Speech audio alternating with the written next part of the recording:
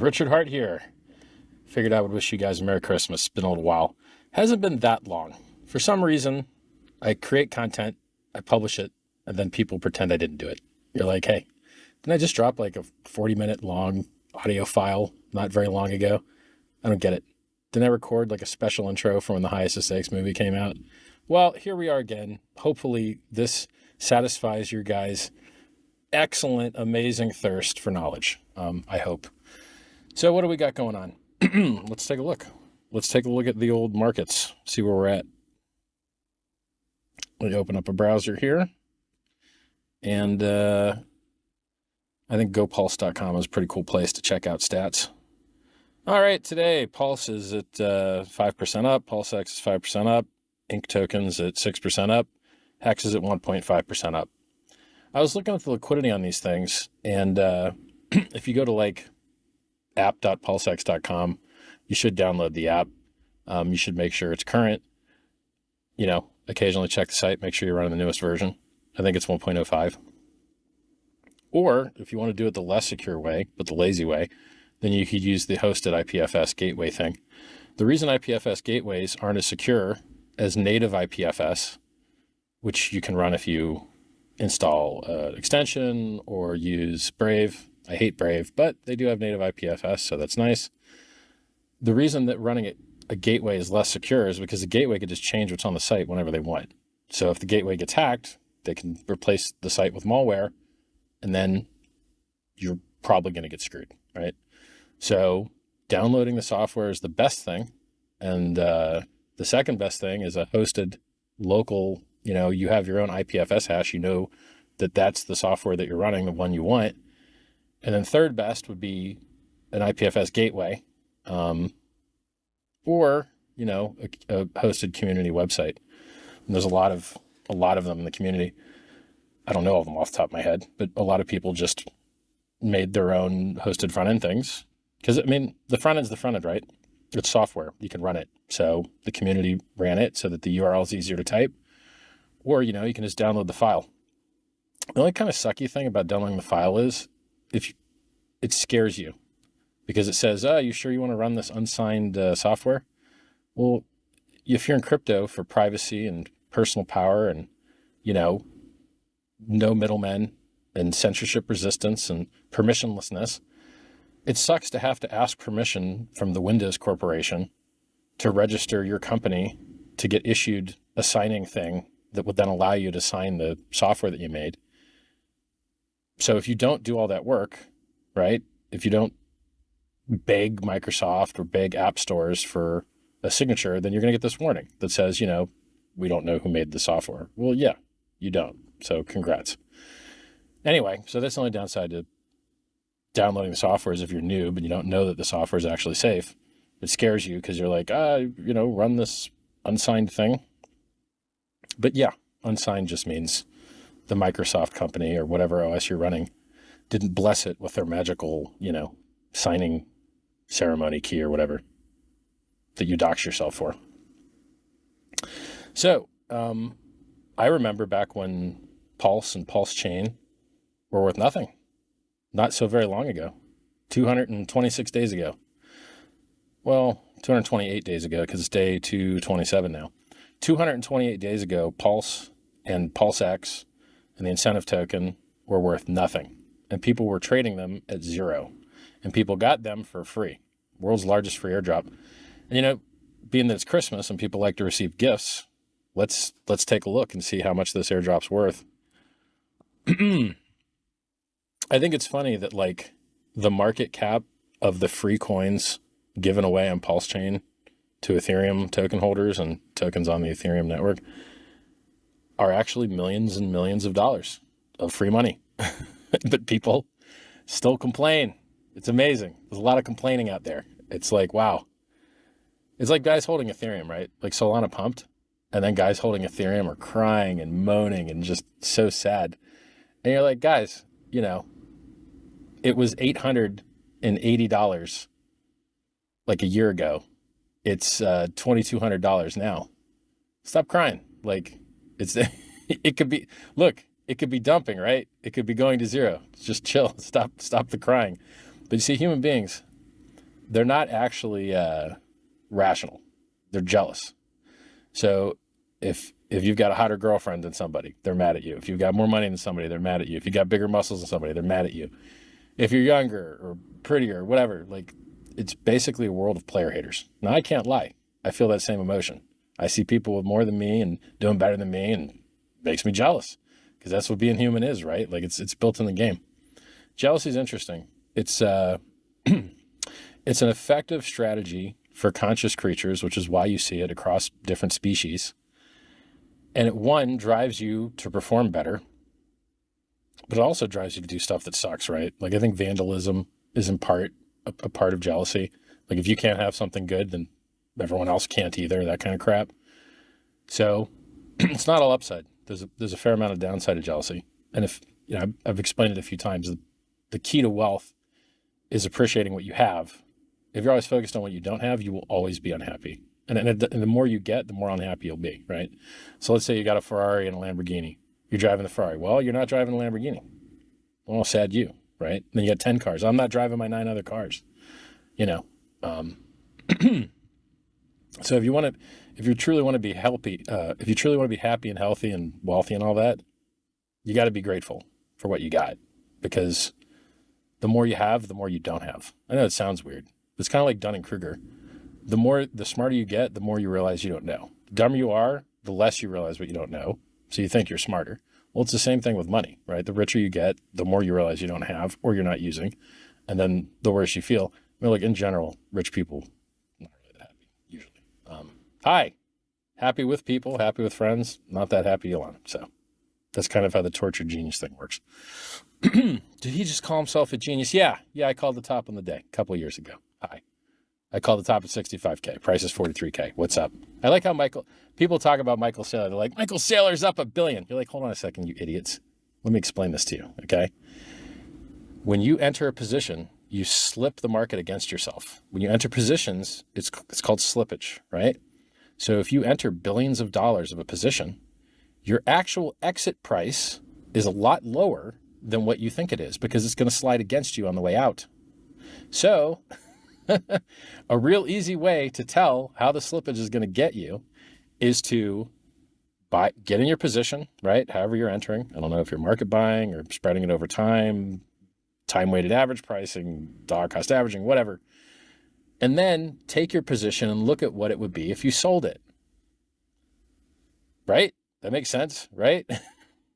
So people are like, oh, Michael Saylor's up so much money. And you're like, yeah, and then how much down would he be if he tried to exit right now? It's not when you buy billions of dollars of an illiquid thing, you're going to push the price up against yourself, and then you're going to feel rich. But then if you're smart, which is what I just educated you guys on, you got to look at your slippage on the way out, and you'll be like, dang, I'm actually not up. Hope I can, scale out or whatever. So this idea that guys that got wrecked buying the top after I called the top are somehow now to be worshipped as though they're smart is very stupid to me. I called the top at 65K. Price is now 43K. It's never gone over 65K since. I called the top on the day. Miracle worker, did it for free. Hi. And they're bragging about buying top and holding. Okay. Especially when you made the top by pushing it up with leverage. What an idiot. And then you see other things like this guy, I don't even know his name, Raul something, Raul Powell or Paul, I don't know, some guy with like a podcast. This guy buys the top irresponsibly long on margin, uses options for leverage. I warned him. I said, don't do it. Don't do it, bro. In his thread, telling him, don't do it. Ladies, liquors, and leverage. Don't do it. You'll get wrecked. He gets wrecked. But now he's like doing victory laps somehow. Like, bro, what? I called the top of these things. You guys bought the top. Stop acting like you won. You didn't win. Hi, Richard Hart. In case you don't know me, own the world's largest diamond. Never seen it. Pretty funny that, but I own it. What else? Founded the world's largest airdrop, which here's some market caps for those coins. Let's go take a look at some. We've got, I'm just going to sort by liquidity here. Or no, should I sort by market cap? Fully diluted value? Is that the way? Let's look at the wrapped Bitcoin. Now, why do I hate talking about PRC20s to you guys? Because any PRCI20 I mention, I'm worried that you guys just buy. It worries me. I don't want you to do that. So wrapped Bitcoin has an admin key, okay? BitGo, a company in the United States, has that admin key. They could just infinitely mint as many more as they wanted and dump this thing to zero if they wanted to. Now, are they going to do that? I have no idea. Would their shareholders like it if they did that? I have no idea. I don't even think they're public. They're private. In general, I like the things that I founded. I think they have good designs. I hate admin keys. I prefer not to see admin keys wherever they can be removed and not exist. So, WBTC has an admin key, therefore I'm not really a big fan. But god darn, as far as ERC20s and PRC20s go, man, you're just buried in admin keys. Anyway, long story short. So, there's a reason I don't talk to you about half the things on PulseChain or that half the PRC20s in the world is because, there's risk in them, right? So wrapped Bitcoin, fully diluted value, 14 million bucks. So I think that means is that the total supply, I'm not sure this website's measuring the total supply accurately, but let's just assume it is. The total supply times the price is 14 million bucks.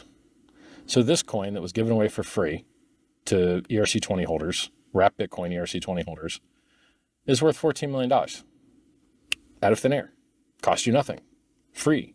Here you go. Enjoy your free money. Merry Christmas. There's $14 million of value sitting here. Cool. And there's 300K of liquidity. Now,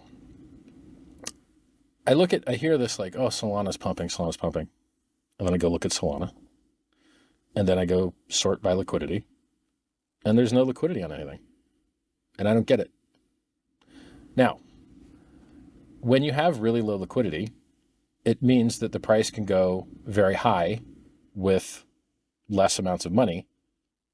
But in a Uniswap V2 automated market maker where the bid and the ask are symmetrical, and this doesn't speak to anywhere else it's traded, right? I'm not looking at all the other places it can trade. I'm just looking online at the, what I consider to be the most trust-reduced way to trade, because you can't get screwed by an exchange stealing your money. You can only get screwed by contract vulnerabilities or rug pulls or, bad PRC or ERC20s that have inflation bugs, random key, stuff like that. But it is, you don't have to trust as much. If an exchange gets your money, this is another thing, right, that I understand. Well, let me finish this point. There's millions and millions of dollars of free money that was given away to people. Pulse was given away for free to every Ethereum holder. A PRC20 copy was given away to every ERC20 holder. There's millions and millions of dollars of free money sitting here. And you idiots on the Ethereum network that aren't smart enough to say thank you for the free money, for some reason, you're also not smart enough to take advantage of all the lower gas costs. So if we look right now at gopulse.com/gas, it's 50,000 times cheaper to use PulseChain than Bitcoin. 50,000 times. It's 9,000, well, 83.96 currently. Let's call it 8,000 times cheaper to use PulseChain than to use Ethereum. PulseChain was designed to help get the Ethereum gas fees down. Well, guys, if you would put a little bit less load on the Ethereum network, it wouldn't cost you $5 to send an ERC20 or $20 to do a swap. It would cost you less than a penny. Right now, it costs less than a penny to do a swap, PulseChain. It costs, you could do about 5,000 sends for a penny. Check the math, though, 0.0002. That's a lot of sends, right? So PulseChain has operated flawlessly since launch. It was the world's largest free airdrop. There's millions of dollars of free coins there for ERC20 holders. And we're in day 227 of flawless operation. It used to trade at zero and be worth nothing. And now, depending on how many coins you think are circulating, Let's look at the market cap. I, in general, hate market cap as a measurement for like anything really. But here it is. The market cap, if you take like the total supply of PulseChain times the current price per PLS, the market cap of PulseChain is $9 billion, $8.9 billion. The current market cap of PulseX is $2.5 billion. Incentive token, 12 million. HEX, 6.7 billion just on the PulseChain network, probably worth about 4 billion on the Ethereum network. That's a lot of billions, guys. So, I mean, the idea, this narrative, a lot of people hate me. A lot of people hate the things I've designed, which is really weird because they were all given away for free. PulseChain was given away for free. PulseX was given away for free. HEX was given away for free. My advice is given away for free. This video is given away for free. You don't even know an address you could send me money at. You don't have any address of mine. Wow, that's a lot of free stuff for a lot of hate. And I didn't even wear any jewelry, just so you little hater guys would have an easier time for Christmas. You don't have to hate as hard. Still called the top of the day. They want you to feel wrecked. Hexkins, PulseXkins, PulseKins, they want you to feel wrecked. The enemies, the scumbags of the world, they want you to feel wrecked, but you're not wrecked. PulseChain has operated flawlessly since launch 227 days ago. It's not very long ago. HEX has operated for over 4 years perfectly, flawlessly, while so many other things have gone to zero, stopped functioning, went bankrupt over and over and over again. Now, who promoted the bankrupt things? The same scumbags that won't say a good thing about the stuff that I designed. CoinMarketCap advertises crap that goes to zero, advertises crap that gets bankrupted, advertises crap that destroys their users, lists it all over the place, lies about our stuff, lies about the market cap of PulseChain, lies about the market cap of HEX. You know, everybody just lies about our stuff. Really weird. Like, I guess they hate their users and hate their followers and want them to get wrecked, I guess. Yeah. So, you know, Coinbase didn't list HEX, sued by the SEC.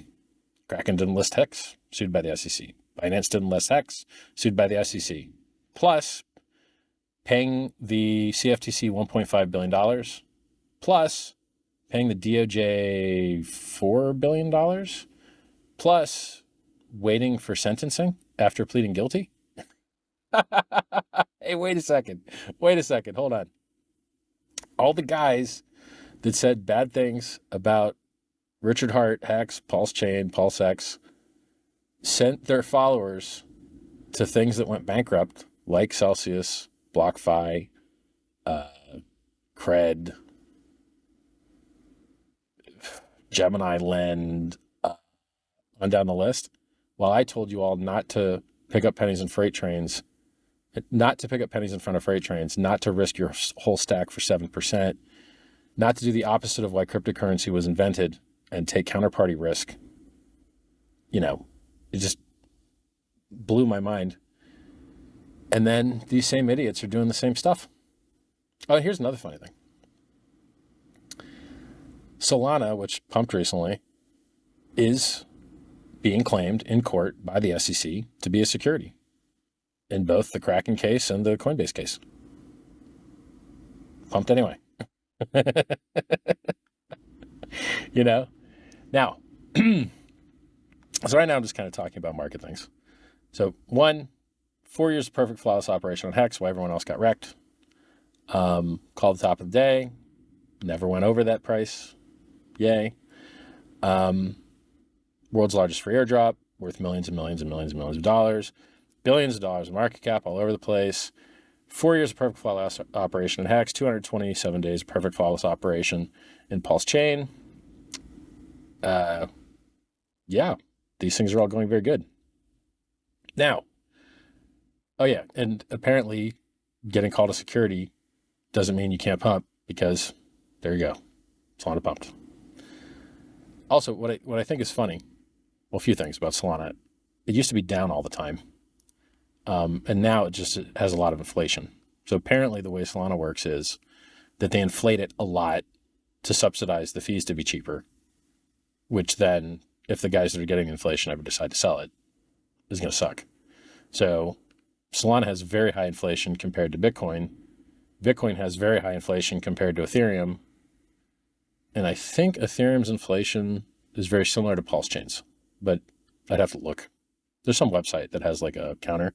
Because basically in Ethereum and PulseChain, they both use EIP 1559.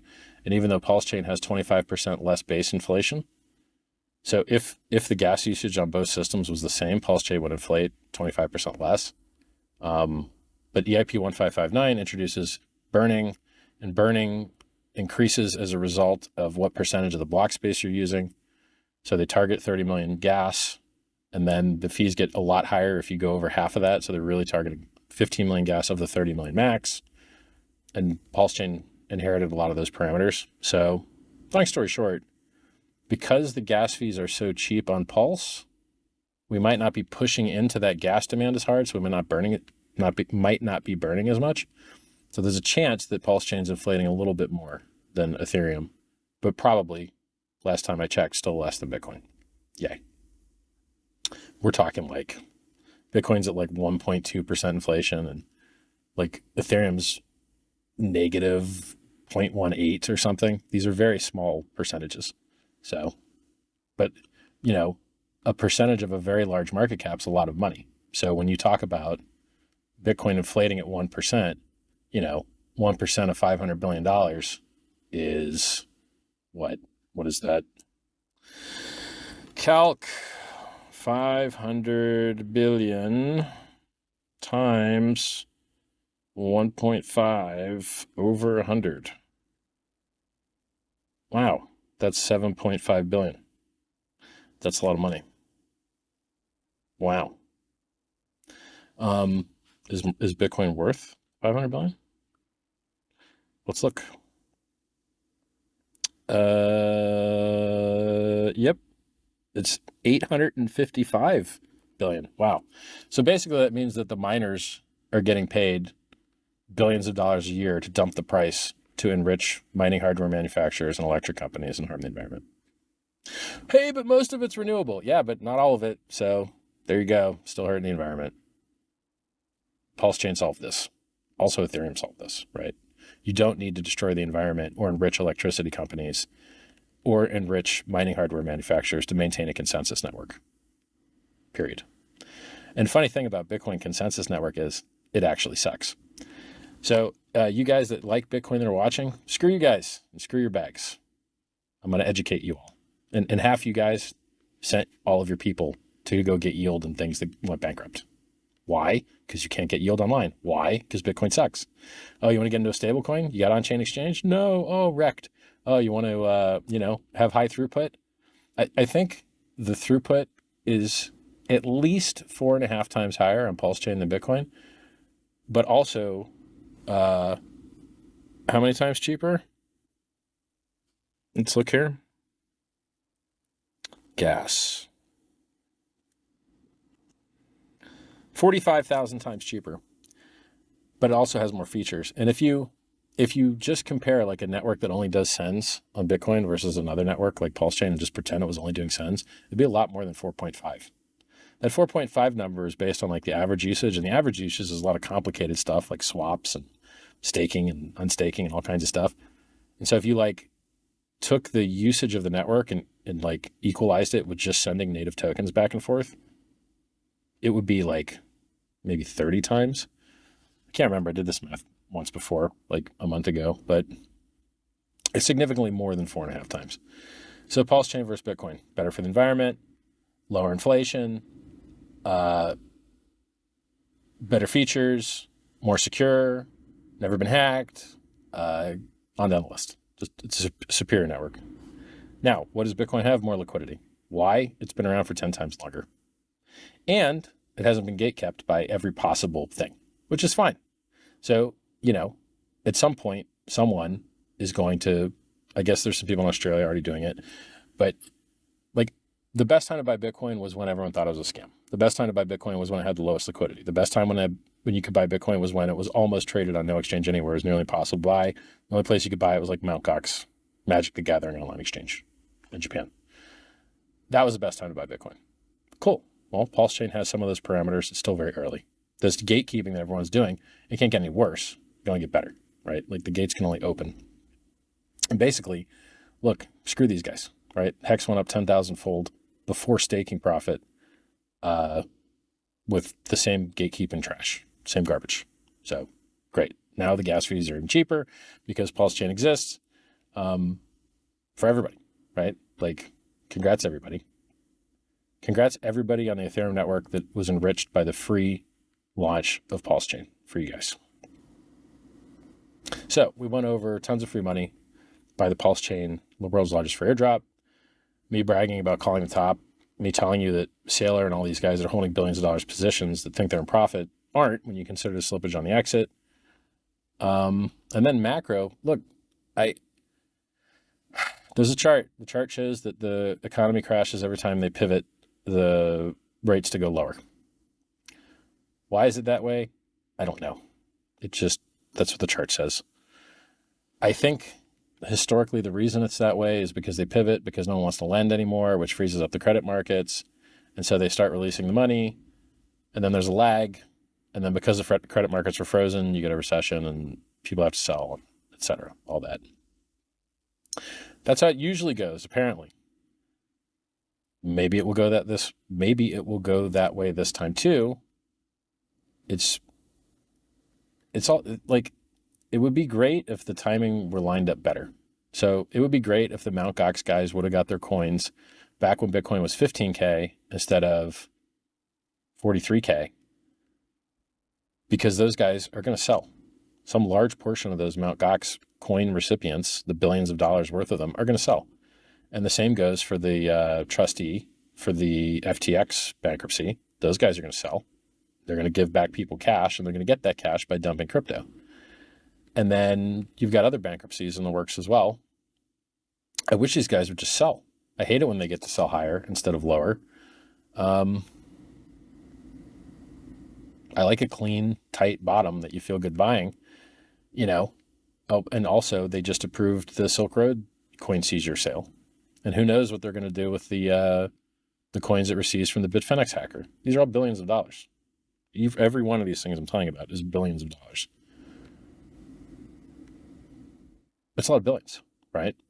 So because you can't predict when these idiots are going to do their job and make the creditors whole by doing their job and selling the gosh darn crypto, like, do your job, give the creditors their money, and then when the Band-Aid gets ripped off, and we all go up happily.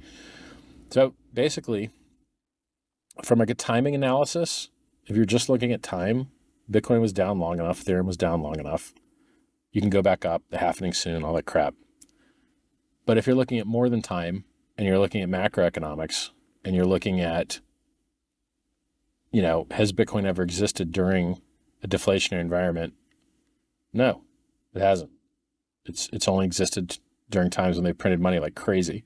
You know, M2 still is going down. So it's hard to predict, man. It's hard to predict. So you haven't seen a new all-time high in Bitcoin. You haven't seen a new all-time on Ethereum. You haven't seen a new all-time high in the stock market, or at least the S&P 500. I think the Dow Jones may have made a new all-time high, but I don't watch the Dow Jones. So is this the bull market? It depends on your time frame. You know, if you bought Bitcoin at 15K, 43K probably feels good. If you bought Ethereum at 880 and now it's 2350 or 2250 or 2300, you feel good. If you bought Pulse or PulseX when they were near zero or at zero, yeah, you're probably pretty happy with market caps in the billions. It really depends on your time frame. It's just the larger your stack gets, the more careful you have to be, because you can never make it back. If your stack gets large enough, never make it back's not the right way, but statistically, the larger your stack gets, the harder it is to make it back if you lose it. The smaller your stack is, who really, like, if you get paid $20 an hour and the stack that you have at risk is $20, you've really got at risk an hour, right? You can make back your whole loss in an hour. But if you've got a lifetime worth of stack and it's worth, billions or hundreds of millions, you really can't make a mistake. You cannot, it has to be on point. It has to be right. And you're going to watch a lot of gains and things that are stupid. You're never going to have a shortage of people making insane gains in illiquid things that eventually go to zero. You're never going to have a shortage of that. And you're never going to have a shortage of people buying stupid things. So, what does Dogecoin do? Nothing good. It's a JPEG, basically. It's a bad network with low features that has a JPEG as its claim to fame. I'm not really into the JPEG claim to fame stuff. I don't really like it. Now, have a lot of people made money on it? Yes. Have a lot of people lost money on it? Yes. I feel more wholesome and joyous when there's unique utility behind the thing. So let's talk about, now look, will I probably eventually have some JPEG thing? Yes, probably. Why? Because why not? I could make a better JPEG thing than other people, but I'm still going to tell you I hate it. So I'll make a better JPEG thing than other people, but I'm still going to tell you I hate it. Honesty is what I do.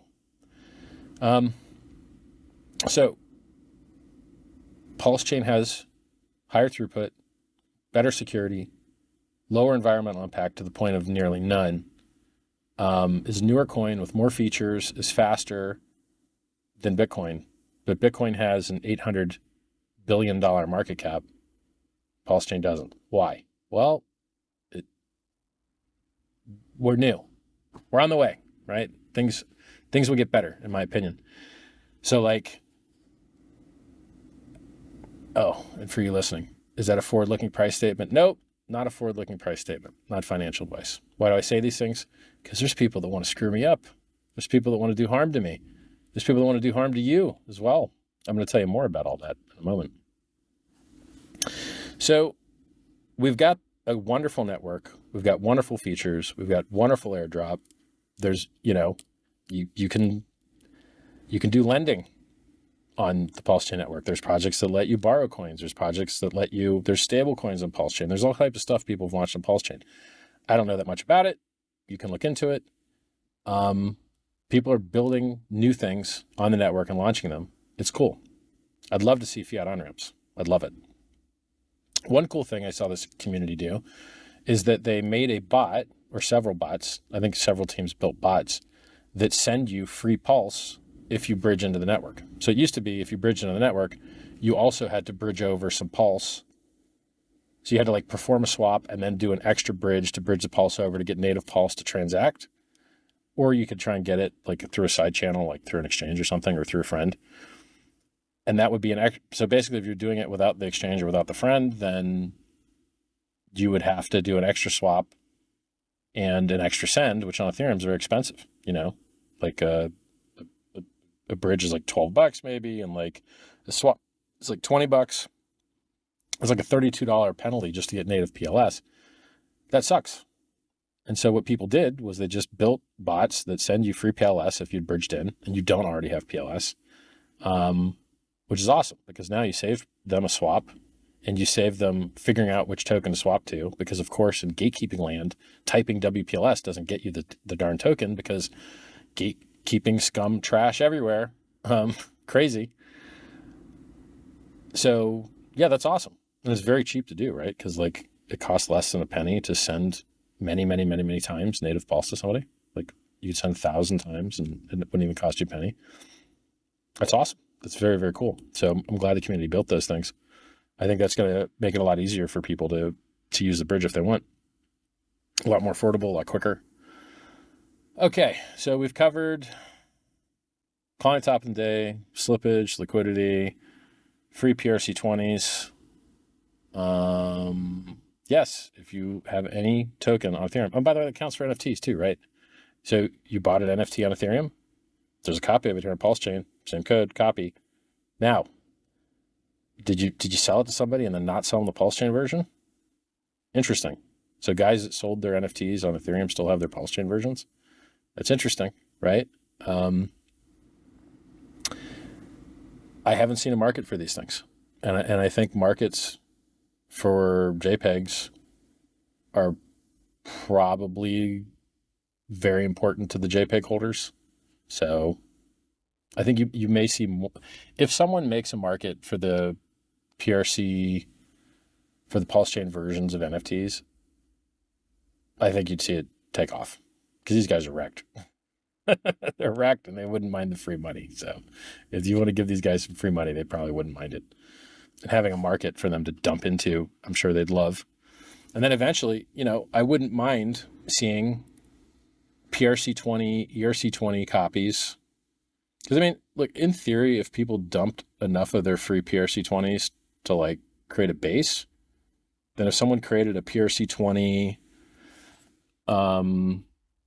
ERC, if someone created a PRC20 copy with bridged in ERC20, which we call ERC20, right? Like ETH or, you know, rep Bitcoin or whatever,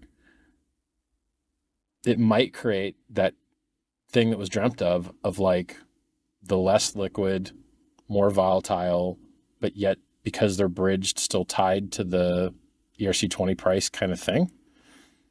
And now it's been what, 7 months? 7 months is probably a good enough while to see those guys shaken out. So it would be interesting to see experiments with people bridging in some ERC20 to pair it with PRC20 to see whether the PRC20 market kind of follows and tracks with the ERC20 market, which obviously someone somewhere would have to run a bot if they wanted to profit on that arbitrage opportunity. Or if there's nobody running bots, then the two markets would just kind of exist in parallel, I guess. Because they're not directly related, right? Like the only side channel people running bots would relate those two things together, I think. Well, I mean, actually, they are directly related if they're in a AMM. But the AMM doesn't know the state of the other system, so they're not really directly related. So let me rephrase that. The bridged in ERC20 is directly related to the free PRC20 if they're both in an AMM pair, but that AMM pair's kind of like, quote, price of the bridged in ERC20 isn't directly related to anything because it doesn't know what's going on the AMM or markets on the Ethereum chain. It doesn't know that stuff. So it would be an interesting experiment. I think someone should do it. It'd be cool. So things I look forward to. Fiat on-ramps. Someone could open bridges to other stuff. Like I think somebody opened a bridge to BSC, but I don't think it does any volume. But maybe nobody knows about it. That's the thing is like I'm so afraid to talk about anything without reading the audits and making sure people aren't going to get wrecked, right? Like I hate it when people get wrecked. So you rarely ever hear me talk about things that I don't really believe in. What else? That market where you could have like the less liquid leverage position, especially after like 7 months of shakeout, I think it's less risky to get just infinite dumped on by ERC20 holders. Because like you saw the Pepe guys just infinite dump. You saw Aave infinite dump on the PRC20 side. I can't remember what other coins like those communities were just told about, and they were like infinite dump. You're like, well, yeah, but now you guys are paying $30 a swap, $20 a swap, $50 a swap, depending on the rates. If you had just moved your liquidity and your community to the superior network, you'd be paying basically nothing to swap and nothing to send, and you wouldn't be paying a huge tax to on-ramp new users. You know, if it costs $50 to swap, you're paying a $50 on-ramp tax for every new user. That sucks. That sucks a lot. That's not good. You know, it's just like when Bitcoin was $40 to send. I tried to explain this to people, but some dum-dums didn't get it. If it costs $40 to send Bitcoin forevermore, which I don't think it will, but let's say it did, then if someone sent you $40 of Bitcoin, you really have zero, because it would cost you $40 to send it to the next guy or to the exchange or to the merchant or to do anything with it. It would cost you $40. Even if you sold your private key, which no one ever does usually because you can't prove that you deleted your copy of it. So the next guy has risk, which is why blockchain ledgers with timestamping prevents double spending, et cetera, et cetera. If it costs $40 to send Bitcoin, that means it costs you 80 to send 40, and then the guy receives it really has nothing because it would cost him to send 40 to try and use it. So you just turned 80 into zero. So if it costs $40 to use Bitcoin, it means if you spend 80, you have zero because it cost you 80 to buy 80, but then you only received 40 because the exchange is going to charge you to receive the 40, and then it's going to cost you 40 to send. And so that guy receives actually zero. I mean, actually, so it may be worse than I had originally explained it. It may cost $120 to turn into zero. So let's do the math real quick. You send $120 to the exchange. Exchanging is stupid. They don't want to lose money on you. So they're going to charge you 40 to send because it costs them 40 to send. So you buy 120 from your exchange. You pay them 40 to send it to you. Now you've got 80 left. You send 40 to your friend. It costs you 40. So now your balance is zero. And your friend received 40, but it's worth zero because you can't use it without spending 40. So now you've actually turned 120 into zero.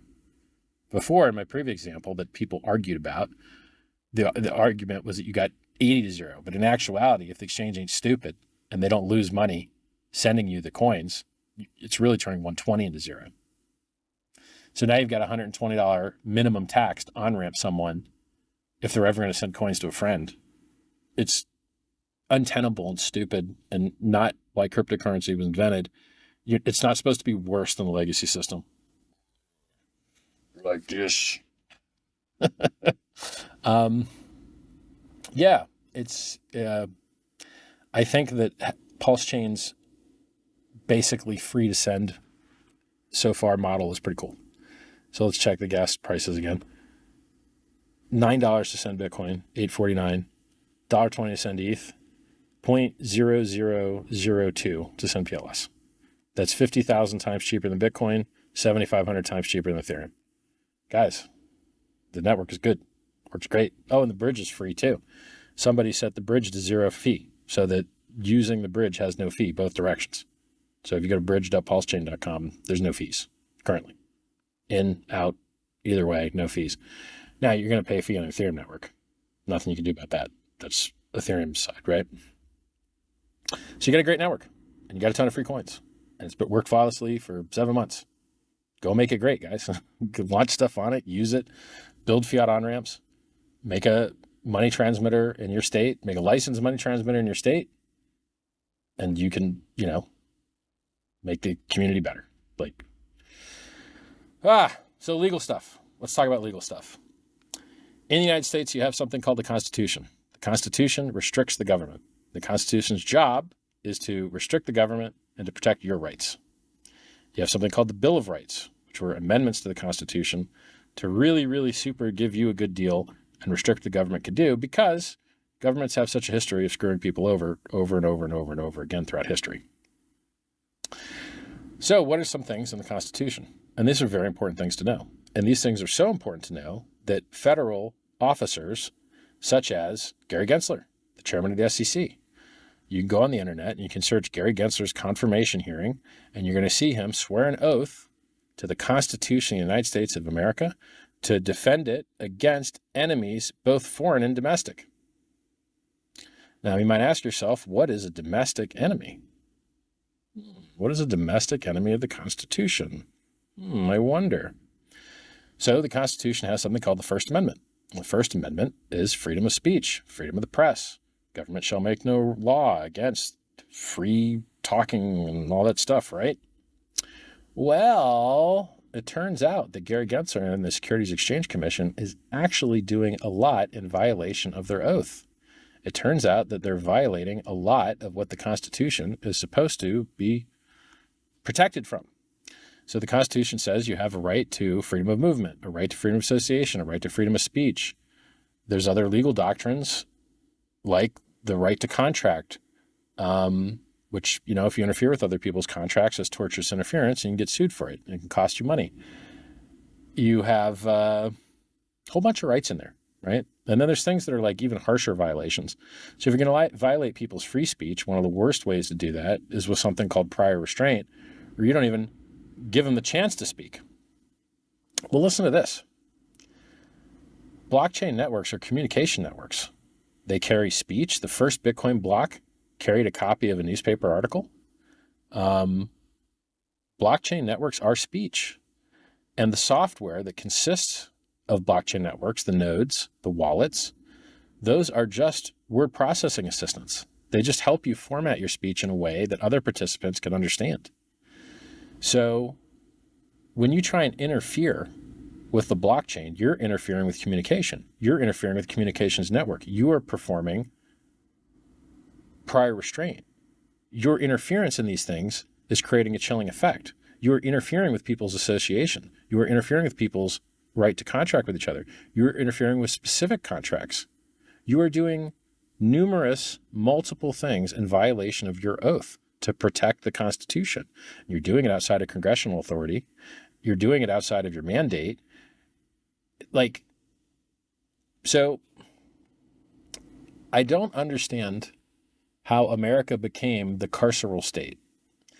America has the highest rate of incarceration of any nation that's ever existed in the history of mankind. And yet you see very few lawsuits against people in the government. It just doesn't seem to match up to me. If you have extremely high rates of the government putting people in prison, shouldn't you have also high rates of some of the people being put in prison kind of suing the government for violating their rights? I mean, you go around the world and you can't even in some countries get 20 years for murder, but in the United States, they hand out time like it's candy. You can get 20 years very easily for doing lots of different things. Very easy to get 20 years in the United States. Very hard to get 20 years anywhere else. Isn't that cruel and unusual? By the way, Bill of Rights has a rule against cruel and unusual punishment. Shouldn't there be more lawsuits over this? Isn't it cruel and unusual that for things that aren't murder, you're getting what the entire rest of the world considers to be murder punishments? And I think even in the United States, you see crimes that just, you're going to get punished harder for nonviolent crimes and violent crimes in a lot of instances. Doesn't make any sense. Or like meta crime that doesn't even have a victim. These things are like, they're not healthy. They're not good. And it's how you end up with the highest rate of incarceration in the history of mankind. So do you really have the rights you're not willing to fight for? Probably not. So you got to fight for these rights. And it's just tragic because so few people have the funding or the ability to stand up to the blowback to fight for your rights. I mean, when the ex-president of the United States is having lawfare used against him so that he can't run for office, that's what they do in the third world. The people in power use the executive branch and the police to make it so that no one can run against them, so they just keep winning. That's not good for democracy, guys. It's really not. You're supposed to have free and fair elections where people are allowed to choose between different parties, and you're not supposed to, once again, this is just like prior restraint. You're not supposed to, before they can run, make sure they can't run, because how can you have a fair election when the people that you want to unelect are in control of who gets to run against them? It doesn't make sense. And then, if you give the government this power that they shouldn't have, at some point you'll get a bad team in charge, and that bad team will abuse that power. And so traditionally, the founding fathers figured it out, that there should be checks and balances. You shouldn't just rely on one person being good for everything to work out. You should assume that occasionally someone's going to suck, some bad guy's going to get power, and you should have a checks and balance. So, the legislative branch is supposed to write the law.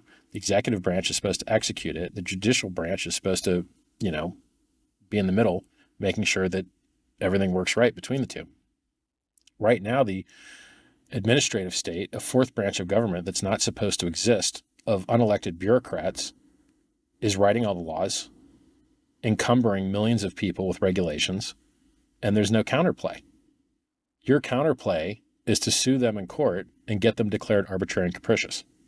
So how many times recently has the SEC been declared arbitrary and capricious? Numerous times, numerous. So in the Ripple case, the judge basically said that the SEC lawyers were not performing with a faithful allegiance to the law and were just changing their story based on, getting whatever they wanted. The SEC just recently, their lawyers were lying in a case, and the judge caught them in the lies and said, well, now that you've been caught in these lies, explain to me why I shouldn't sanction you and fine you directly. Fine the SEC lawyer that was lying to the court. And then you see all of his bosses at the SEC jump in there like, we're sorry, Your Honor. Please don't fine us, bro. Don't sanction us, bro. We're going to retrain everybody. And so I will let you guys know where to find these specific documents. This is only a couple days old. The SEC. So then you see this guy's bosses at the SEC throwing him under the bus and throwing junior guys under the bus, if I remember correctly, and then talking about how they're going to retrain all their litigators and how they're getting rid of that guy and they're putting in new guys. And you're like, hey, you know what? You wouldn't have all these problems if you just didn't lie to the judge. So you don't need to train your guys on how to not lie to the judge. And this isn't the only thing, right? The SEC's lost 4 of their last 5 cases in front of the Supreme Court. Gary Gensler likes to go on television speaking outside of his capacity of the SEC. So he'll go in interviews with people and say that he's not speaking on behalf of the SEC. Well, buddy, that means you're speaking on behalf of yourself, which means it's actionable. Okay, you are speaking on behalf of yourself, and you are moving markets, and you are manipulating markets. You, Gary Gensler, are manipulating markets outside of your authority at the SEC, which means you are personally responsible. You hear me hedging the heck out of my language because I don't want to catch a case. Not financial advice, do your own research, no forward-looking statements. But you, buddy, you're on record teaching at MIT saying that 75% of tokens are not securities, and then you get a job, you got your round trip, you got your revolving door, you got your 16 years at Goldman Sachs, but now you get to regulate Goldman Sachs. That's a good round trip you got there, buddy. You get to defend all your friends that you make all your money with. Hey, where's all your money, Gary? It's with all your friends that you're helping out by screwing the competitors, right? So in Gary's world, and by the way, so I would love to see Gary Gensler catch a charge for his manipulating markets with his speech outside of his capacity at the SEC. I would love to see him catch a charge for violating his oath. I'd love to see people suing him directly because people don't understand. When the SEC attempts to call something a security, it's like calling hugging, punching, and arresting parents for beating up their kids. It is disgusting. It is a violation of due process. It is a violation of equal protection. People that speak to each other using the blockchain deserve the same rights as people that speak to each other using pens and paper, non-digitally, analog. They should have the same protection that people that use the mail. They should have the same protection that people that use the telephone. So there's so many things going wrong right now. And it's just going to cost millions and millions of dollars to fix it. And I think you could reduce the amount of millions spent if there was some personal responsibility. I think if people were held personally responsible for what they're doing, right? So if you're a guard in a jail and you violate someone's rights, you can be sued around your qualified immunity. If you decide to go outside of your authority and outside of your qualified immunity protection to make statements that damage markets, maybe you should be held personally responsible for that. Maybe you should answer to the court for that. If you say things like, we want to lose more cases because if you're not bringing enough cases, if you're not losing cases, you're not bringing enough. Gary Gensler's on the record saying that. Gary Gensler's on the record in Congress under oath saying that there's a gap in the legislation where they can't regulate exchanges because they're crypto exchanges, not securities exchanges. And then, not so long later, he goes, was I lying then or was I lying now? I don't know, but my story sure has changed. Now we actually have everything we need. Just come in and register, even though they've been sued by Coinbase via writ of mandamus. And then the SEC finally responded after delaying and said, oh yeah, actually we're not going to make any rules. The whole rest of the world's making rules. Japan's making rules. Singapore's making rules. There's new exchange licenses. XRP just got licensed as a money transmitter. VASP, value service, whatever the heck, I don't remember, virtual asset service provider in Ireland. Coinbase just got virtual asset service provider in France, I think. The whole rest of the world's figured it out, you know. And then there more bad stuff, right? Gary Gensler loses the XRP case. Now, look, is it him specifically? No. But I think he's on the commission of guys that has to vote for what actually gets sued, right? So I think there's like 5 people on the commission, and you need like 3 of 5. And if you get 3 of 5, then they can like bring an action against somebody. I think that's how it works. Not an expert, not a lawyer. So like 3 of 5 guys, and by the way, you see dissenting opinions all the time, right? So Hester Pierce is a commissioner. She's always dissenting. She's dissented in the Stoner Cats case. She's dissented in a bunch of cases. She's going to tell you what we're doing is wrong. Like this stuff that the SEC is doing is wrong. And she's on the board. She's in the commission, right? She's one of the 5 people that gets to vote on these things. And there's another guy, I think his name's Udaya, that like is commonly dissenting with her these days. Now, like, why am I telling you guys about this stuff? Because these are your rights. I don't live in the United States. I haven't lived in the United States for decades. These are your rights. These are your problems. These people are screwing you. You need to do something about it. So the things that I'm telling you that are obviously true, like for instance, you can't custody cryptocurrency. Like I'll give you an example. The IRS is trying to make some law where like anybody that could have known about a transaction now has compelled speech and has to like gather data on other people, which will be hacked and stolen by Chinese hackers and Russian hackers, but they're just idiots, right? It's just like the SEC themselves. They in their own annual letter declare that they can't find experts to work on crypto because they all own crypto and don't want to sell it. And so then they're not allowed to hire people that own crypto. Okay.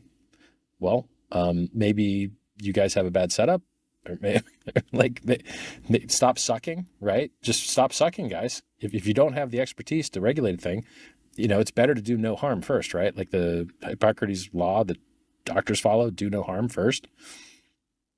Yeah, like Gary Gensler was making meetings with Sam Bankman-Fried, his buddy, right? His Democrat, like Gary Gensler was the treasurer for Hillary Clinton's Democratic campaign for president. He's as political as you can get, I think. Here he is meeting with, Sam Bankman-Fried, who sent tons of money to Democratic, politicians. You got, was it Maxine Waters blowing Sam Bankman-Fried a kiss? Yeah, guys, good one. But you're not going to give the creditors back that money they donated, are you? FTX went bankrupt. Sam Bankman-Fried stole the money. But you politicians aren't going to give back that money that he gave to you that he stole, are you? No, you're not. Why? You might not be good people. You just might not be good people. Now, not to say that not giving, like, there's some law that covers them so they don't have to give it back or whatever, but that's not what makes you bad. You violating people's rights is what makes you bad, right? I remember COVID. I remember you guys violating everyone's right to move, violating their freedom of movement. I remember you house arresting people. I remember you guys doing that. It was disgusting. I remember you guys now, trying to claim that crypto is used to support Hamas and saying like 60 million. And then you go check the numbers and it's like 800K. What's going on here, guys? Why do you keep lying? Stop lying. Literally just stop lying. So the arguments that I have that are obviously true, that cryptocurrencies are communications networks that might have Rule 210 protections for safe harbor, that might have protections for freedom of speech, freedom of contract, freedom of association, protection against prior restraint. These arguments aren't getting used. They're just not, which is so stupid to me. These are communications networks among peers. It couldn't be any more obvious. This is speech. We are transmitting text. We are transmitting messages. We are transmitting numbers. We are transmitting pictures. We are transmitting art. We are transmitting audio. This is a communications network amongst peers. This is speech. This is speech as speech gets. Right? So the idea that the people just aren't using these arguments is very stupid. Because if you lose a case, you can't bring up new evidence in the appeal. So you have to cover everything in your first case. So if you're leaving arguments on the table and not making them a first case, you're not going to be able to bring them up on appeal. Huge mistake, huge error. So if you guys out there that are lawyers that are submitting amicus briefs or filing motions to intervene, you need to be covering your First Amendment, 10th Amendment, due process, equal protection, latches, waiver. Google these words if you don't know what they mean. Like latches and waiver basically cover, you could have brought this action earlier and the defendant would have had a better job, a better ability to defend themselves, but you chose not to.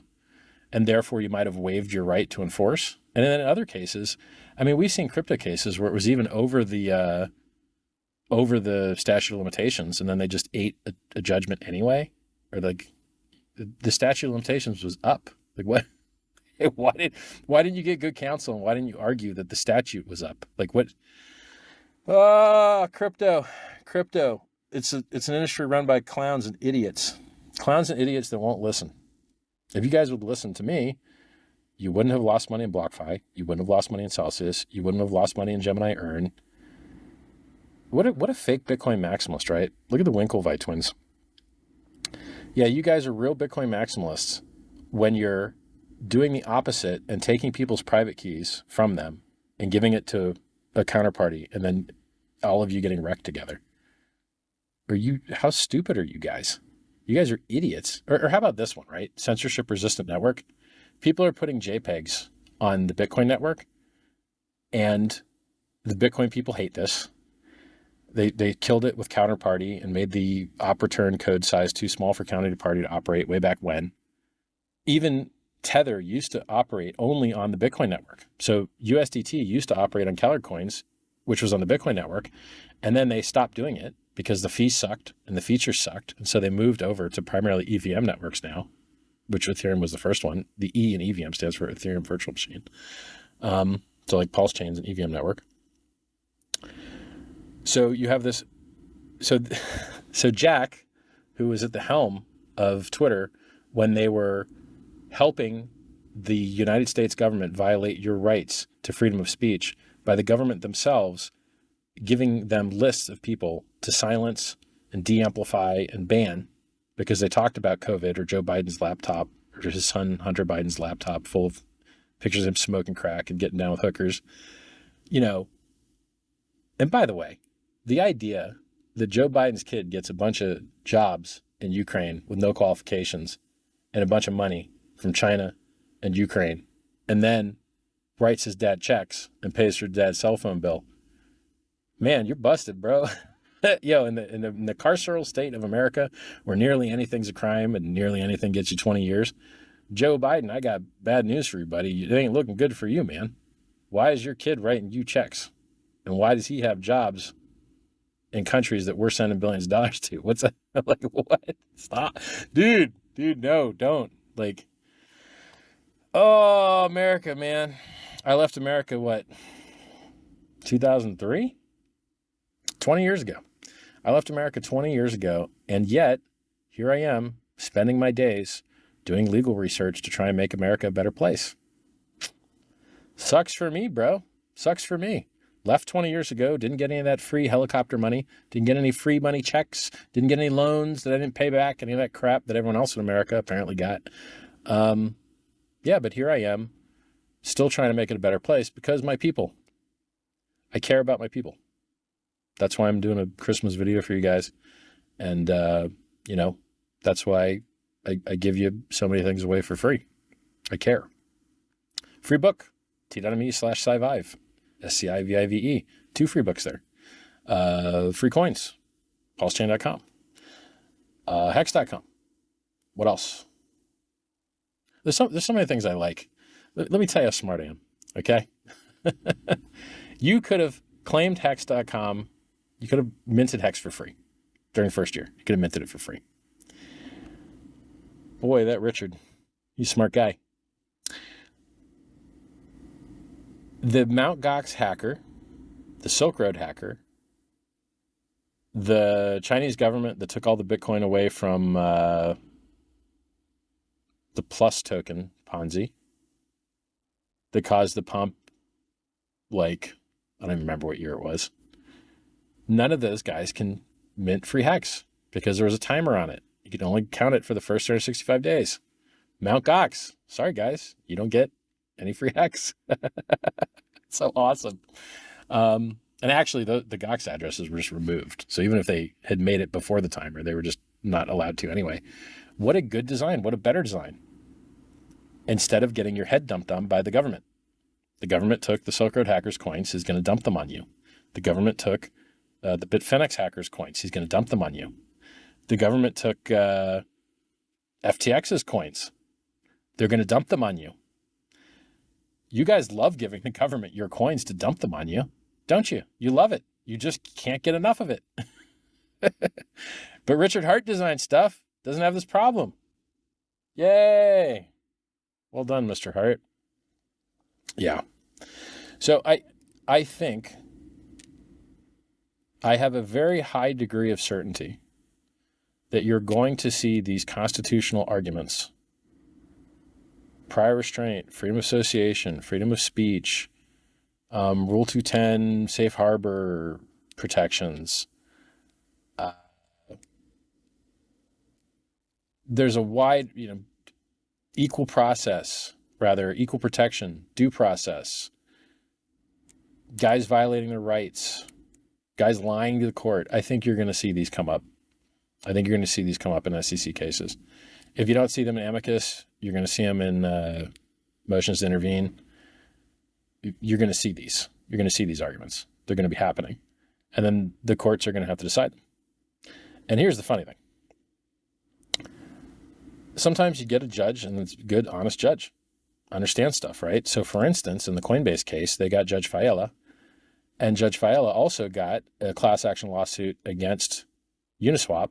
And she rejected it and dismissed the case because she was like, no, Uniswap isn't a securities exchange. And the founders of Uniswap and the people that designed the software are not supposed to have, you can't pretend that they're an exchange and they owe you some due diligence and all this crap. So she understands automated market makers. She understands Uniswap.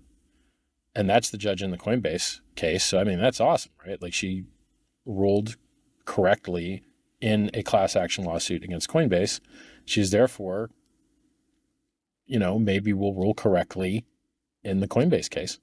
Maybe they'll win on their motion for judgment on the pleadings, just similar to motion to dismiss.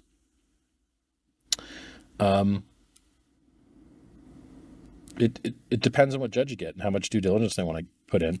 And there's a lot of cases out there, right? Like you've got the case against the tornado guys. You've got the IRS.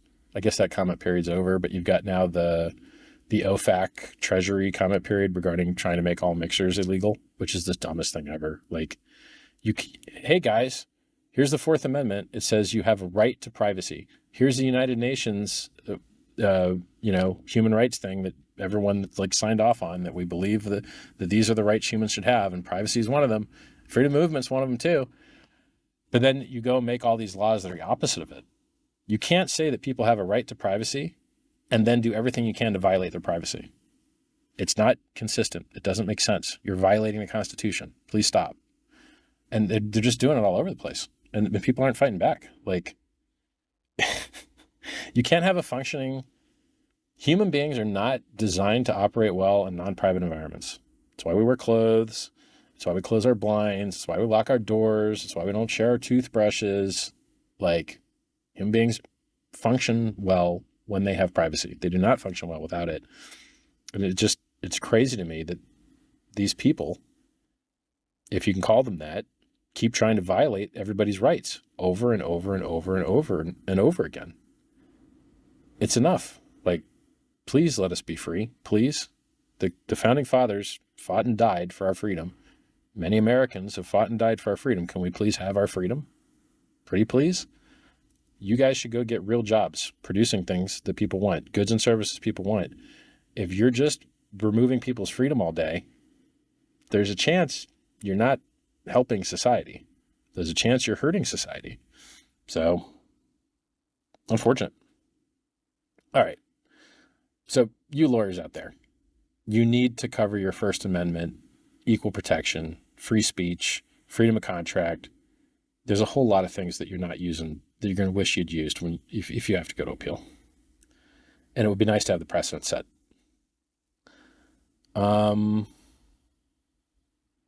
What else? Oh, I made like a little list. Let's hit the list. Oh yeah, cryptocurrency is awesome, right? They keep printing money out of thin air. Prices are all-time highs. Crypto solves that, right? Like, cryptocurrency is still the best performing asset that has ever existed in the history of mankind. Very cool. It has better uptime. It has better resilience. It has better robustness. It has better durability. It has better price performance. It has better features. Cryptocurrency is awesome.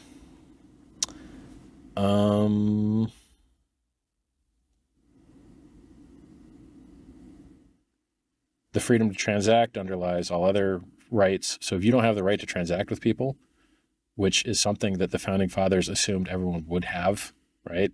They paid people directly. There wasn't all these stupid intermediaries. If you don't have that, you don't have the right, you don't have the freedom of movement if you can't pay for your bus ticket. You don't have the freedom of speech if you can't buy an internet connection or send a letter. You need to be able to transact to use any of your other rights. Without the freedom to transact, you don't have any other rights.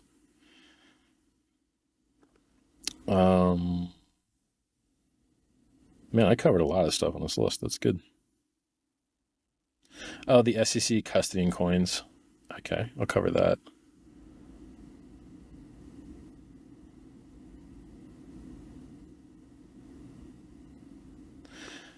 So the two things I see on the list that I didn't cover are, one, the Securities and Exchange Commission is custodying cryptocurrency right now via their comment section. With 100% certainty, the Securities and Exchange Commission of the United States has received cryptocurrency in the form of, this is by their definition. By my definition, the real one, you cannot even custody cryptocurrency. You can't. It's impossible. But by their definition, the wrong one, knowing the seed words means that you've received an airdrop you have to pay tax on. So I can tell you with 100% certainty that both the Securities Exchange Commission and the IRS Treasury have both received seed words that have money in them to Bitcoin, and they've both received time-locked Bitcoin. Both. And they've both received the Uniswap code.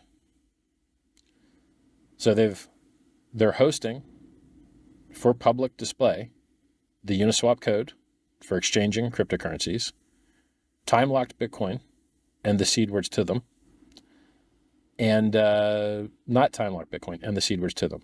And they can't even know what else those seed words control because it's not knowable because of the halting problem, which states that you can't know whether code will eventually halt or not until you eventually run it. And by that same token, you can't know what derivation paths hold private keys which match values on public blockchain networks, because you don't know what derivation path is being used, and you don't know how far down that derivation path you'd have to go to exhaust all the possibility of keys that might control things. I don't think it's knowable. Therefore, their concept of what hosting an exchange is, or what requires you to know your customer, or what a customer is, or what custody is, should all be invalidated by proof by absurdity, right?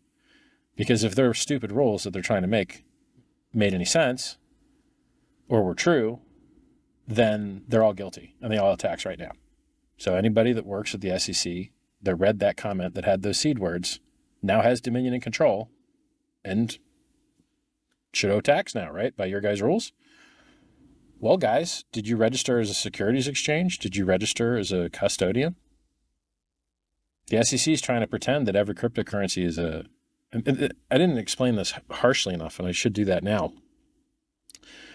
The Securities and Exchange Commission is violating their oath by becoming a domestic enemy of the Constitution that they are supposed to fight against. They are becoming a domestic enemy of the Constitution, and they are trying to classify hugging as punching and trying to arrest parents. That's an analogy. They're trying to classify speech as securities. They're trying to classify entering a block and communicating publicly with everyone. If it were true, if it's true that you can't trade securities without a securities exchange, then it's also likely true that you can't pay someone to include your speech in a block. because the only method by which these networks allow you to include your speech in a block nearly primarily or nearly entirely is by paying a fee to be included in the block in the native currency. Well, they're trying to undo all that. They're trying to make it so that you can't speak because they're trying to pretend that your speech is a security. That's a violation of their oath. That's a violation of the Constitution. That's a violation of your rights. That's a violation of due process. You're not allowed to play pretend. You're not allowed to pretend that hugging is punching and arresting parents. You're not allowed to pretend that speech is a security. Speech is not a security. Speech is speech. You can turn anything into a security if you want to. You can turn an orange into a security. You can turn an orange tree into a security. You can turn anything into a security. But that doesn't mean that they are securities. An orange is an orange. It's not a security unless you work really hard to make it so by including an investment contract. So you buying a coin and using that coin to purchase speech on a distributed peer-to-peer open source network, that's speech, man. That's as speech gets. So the concept that you're going to de facto ban cryptocurrency around the jurisdiction of the legislative branch is also a violation of the separation of powers doctrine. It's also a violation of the non-delegation doctrine.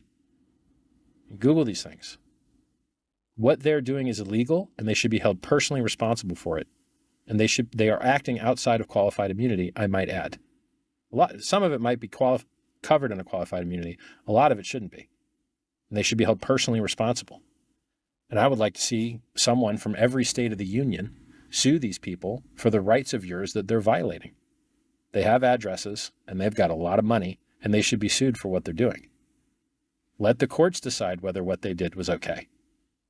Avail yourself of your ability to petition the court for your wrongness, the wrong that's been done to you. Wrongness wasn't the right word. The harms that you've suffered. So it's sad that we live in a world with so little personal responsibility that unelected bureaucrats that have hundreds of millions of dollars that they've received working for people that have received billions of dollars of fine. Goldman Sachs has gotten so many fines, so many, along with so many other giant entities that these scumbags are protecting. They're violating your rights to protect people that want to also violate your rights. It's gross. It's disgusting. It's tragic. There's few things in the world that are trying to return the power to the people, as the founding fathers did. Who out there is working for your right to communicate with your fellow man? Who out there is working for your right to be able to save money without it being debased? Who out there is working for your right to your freedom to transact, which underpins all the other rights that you're supposed to have? Cryptocurrency is one of the few industries in the world really trying to return power to the people and introduce efficiency into extremely inefficient systems. And it's just, how can Gary Gensler support Bitcoin as though it were an immaculate conception that had a fact pattern that nothing else could ever possibly have? He speaks out of both sides of his mouth. He does everything he can to make sure that the ETFs never happen, never passes any rules, doesn't respond to Congress, is being threatened with subpoena by Congress, who is supposed to be his overseer, worked for the people that he's supposed to be regulating, and he's now choosing winners and losers in the technology sector, and the winner that he chose sucks. Bitcoin is not supposed to cost $9 to send. It's supposed to have larger blocks. It's supposed to have more features. Bitcoin sucks, guys. It's not good. It has a lot of liquidity, and some billionaires are buying it. Fabulous. But other than that, it's trash. It's not good software. Doesn't have a good roadmap. Doesn't have good developers. Oh yeah, Jack that ran Twitter while censoring people on behalf of the government in violation of the Constitution, now funded a pool for Bitcoin miners that was censoring JPEG transactions and was designed by an idiot. One of the few blockchain developers to get hacked for his coins. What? Why? Jack, you're an idiot. Jack, you're an idiot, and your beard looks stupid. I didn't like what you did at Twitter. It was disgusting. And now I don't like what you're doing with your stupid pool. Stop being an idiot. Jack, you're an idiot. You don't have to be an idiot.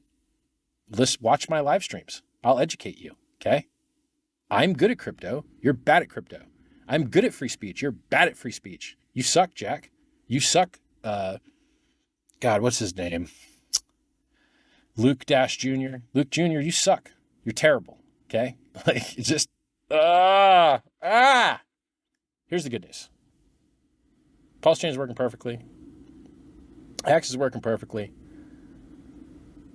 You've got all the tools you need to make the world a better place. You are the network. You guys, somebody made these bots.